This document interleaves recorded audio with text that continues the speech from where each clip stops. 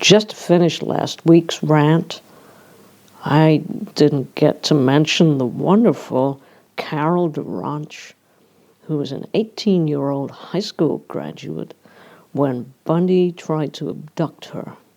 She stayed alert, and even though she did get in the car with him, we always say never get in the car, she kept thinking and noticing as he was lying and lying to her, driving along on his way to murder her.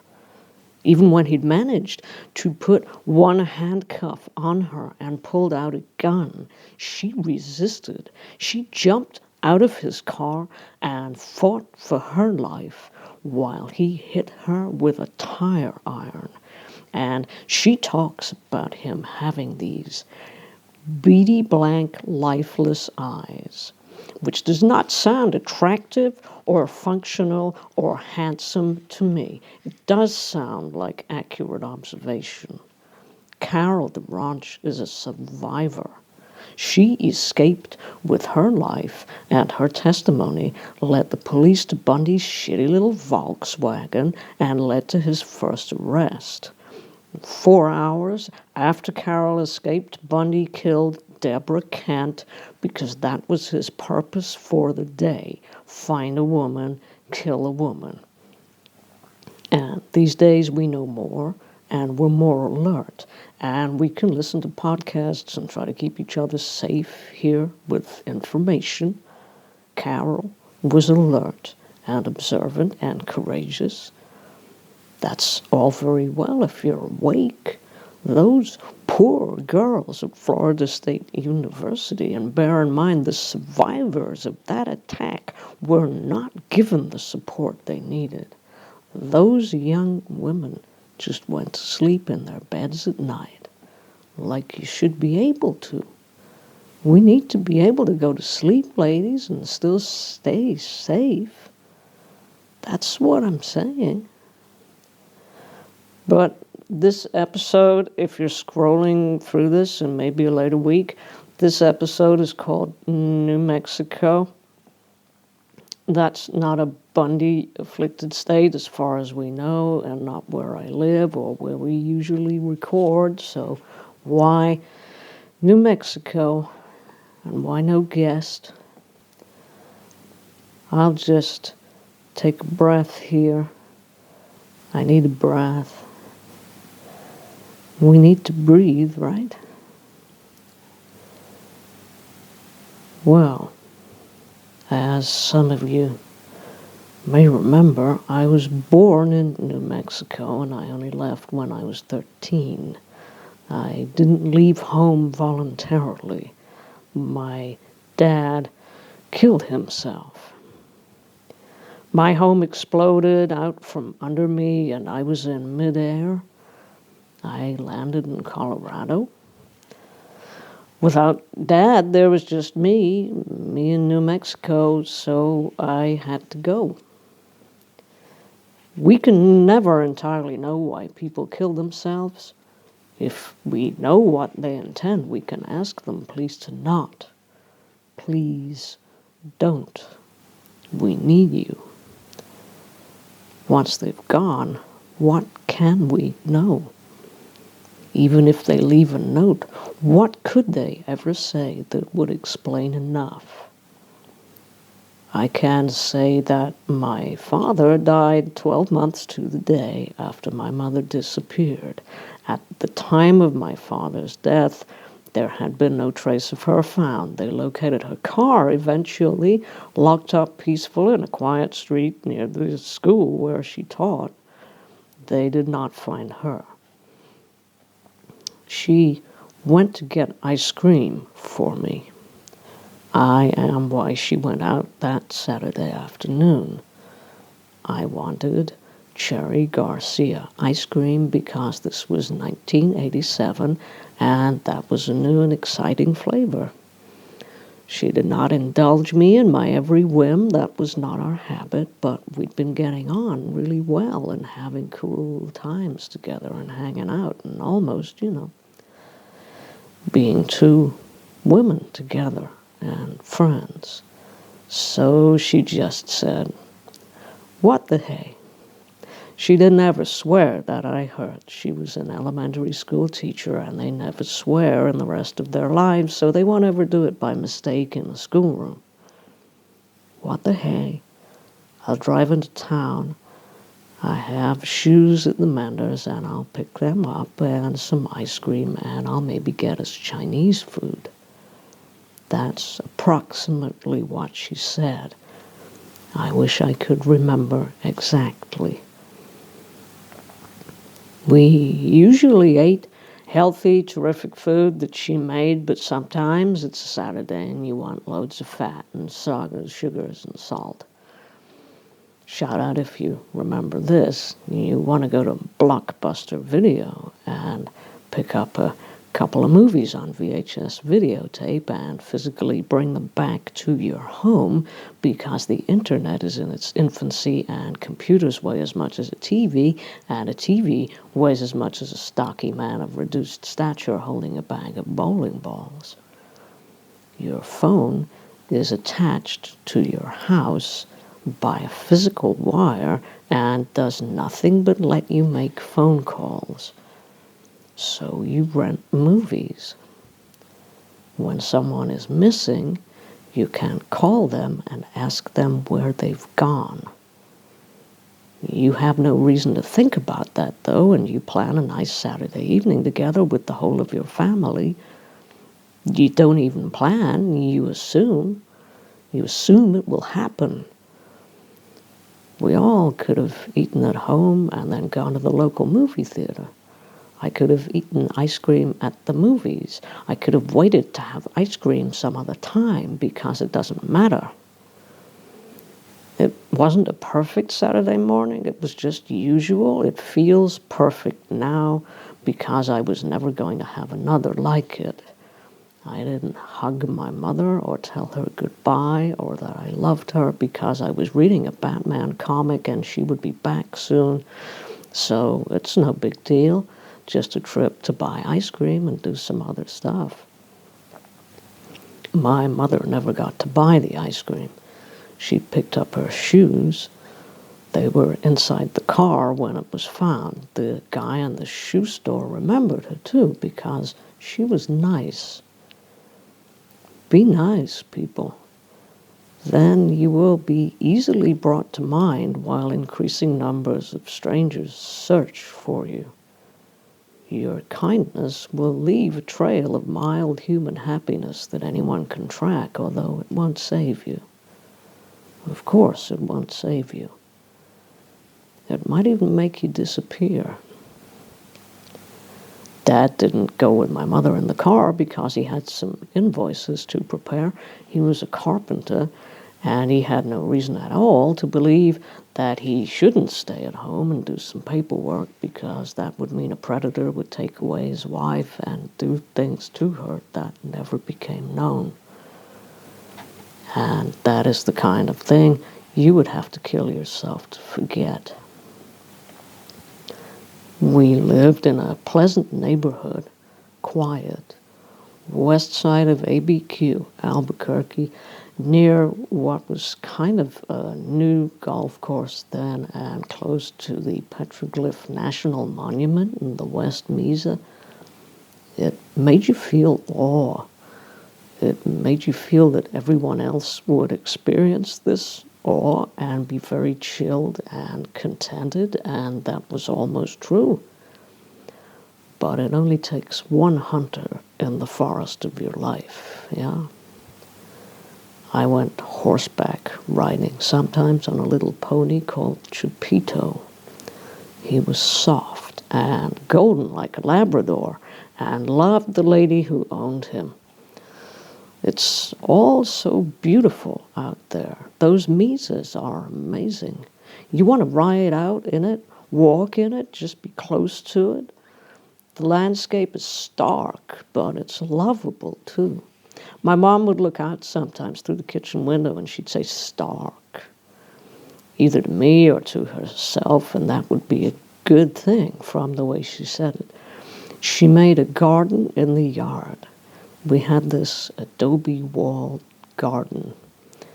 Everything she planted was very soft, and I think it was all there to show when you raised your head how the world outside was stark, but here your home was comfortable. This was the reason for the garden, I think. In Albuquerque, the people are Hollywood overspill and the artsy woo-woo folks, but truthfully, those types are more over in Santa Fe, and they've got the Adobe vibe, but there's Victorian Gothic too. It's a mix. There's the native tribes all around their indigenous land and pueblos, and the breeze from the desert would smell sometimes of being held as sacred. Us wonderful white folks irradiated the sacred sites out at Los Alamos, which is near there, as it happens, rehearsing to kill people. There are some really poor people in ABQ, I guess some Breaking Bad people, and the native people are some of the really poor people, and I was aware of the poverty, but I didn't have much understanding. The history of the place was messed up, and we were taught not so much about it, although my mom explained some things. There was crime in ABQ. There's crime everywhere.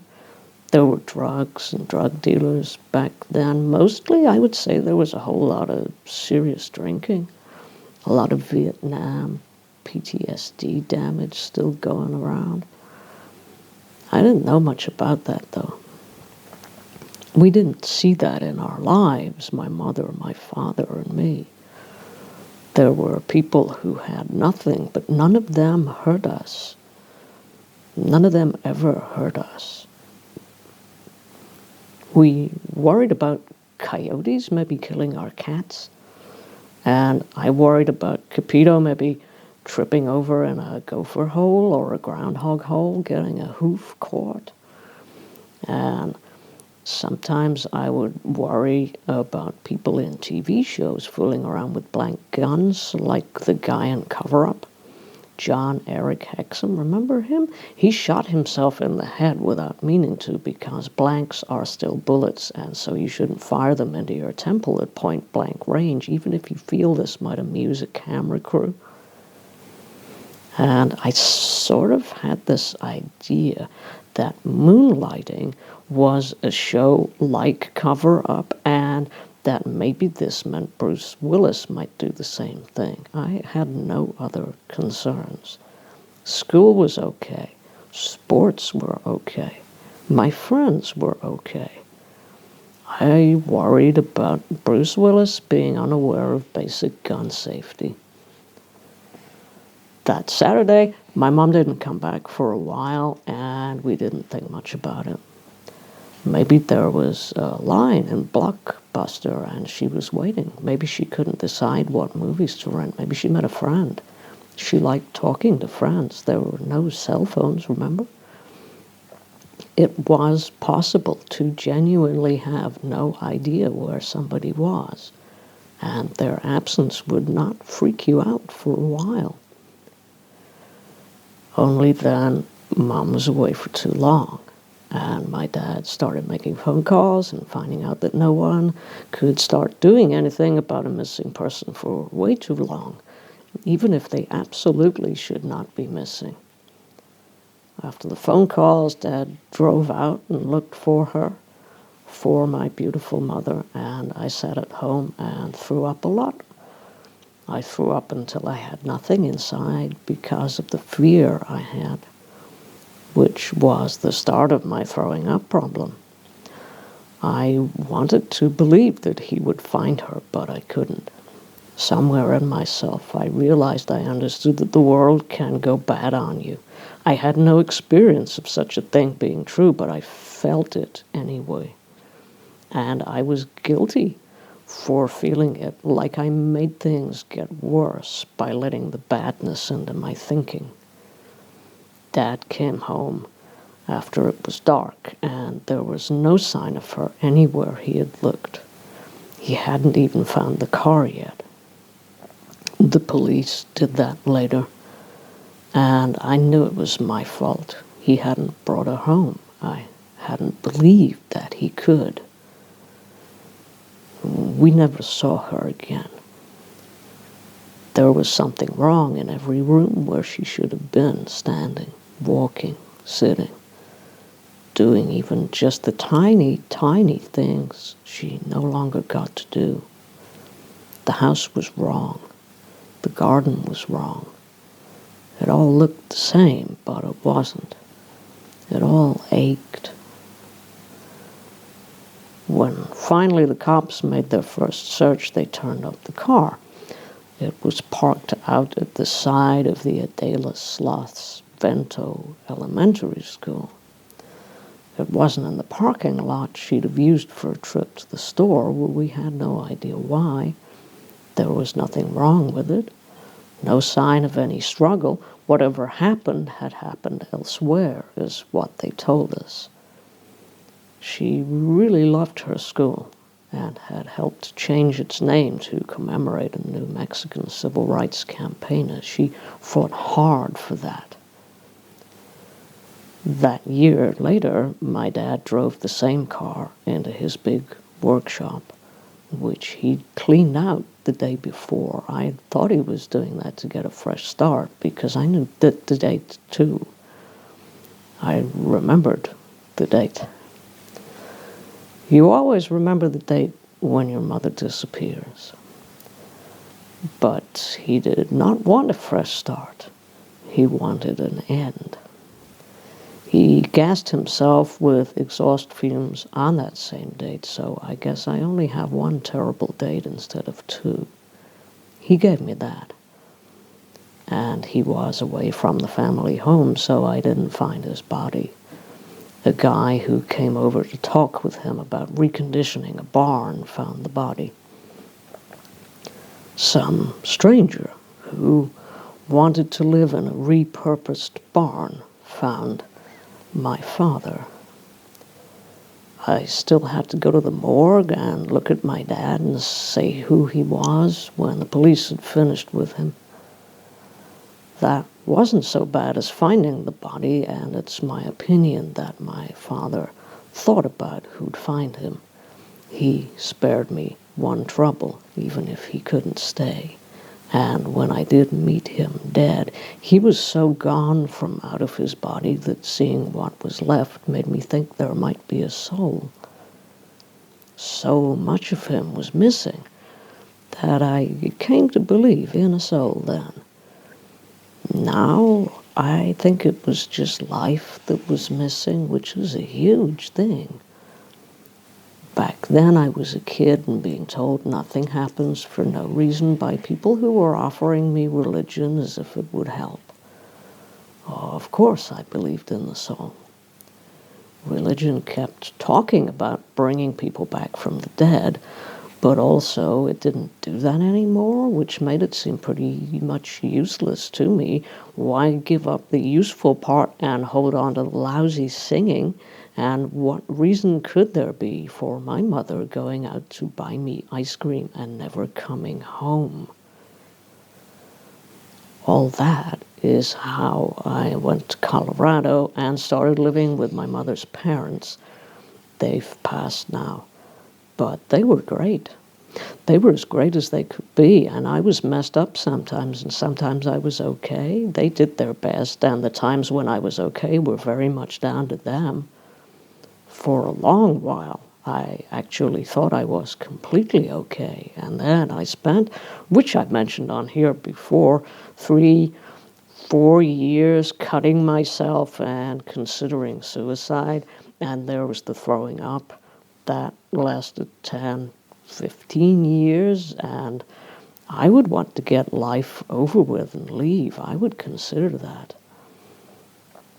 I actually did driver's ed so that I could have a car with which to kill myself, not so that I could have a car to drive. This was more serious than the cutting and the puking, but kind of flew in under my radar because, as many of you have experienced, your radar gets plenty messed up when a bunch of shit happens and you get some help, but not the right help, and people try what they can to heal you, but it's ineffective. Then you pick lousy boyfriends, because what if they kill themselves? You don't want them to be great and then miss them, and you don't want them to be great because when you kill yourself, they will have to miss you. So you choose boyfriends and sexual partners who are a form of self-harm, because then you can govern your pain, you think. All of that. For the 100th episode, I wanted to tell you about New Mexico. I wanted you to know the details of that. The ice cream and this old blue-green Chevy Monza, which didn't kill my mother and did kill my dad, and which I had liked, because sitting in the back on the big bench seat and surrounded by those weird blue-green panels was like being inside a turtle who loved you and was taking you away to have good times. And this, what comes next, is what I haven't talked about at all because of reasons like therapy takes a while. I can tell you this now because of all the solidarity you have offered as humans and women, saying you stand with me and with victims. Your messages every week and meeting you guys when we tour this thing, that all has helped. I don't cut anymore. I don't pick up guys who are crazy. I don't puke. Not unless I have food poisoning or stomach flu or such. I barely drink. I am almost as healed as I can be, maybe. I need the tattoos, I think. That's pain, but it's art. I believe I deserve art. I don't believe I deserve pain. The end of the New Mexico story, although these stories don't end, that happened 6 years ago, a little longer. The end of the New Mexico story is why I eventually started this podcast and why I've made it to 100 episodes and why I'm going to keep on.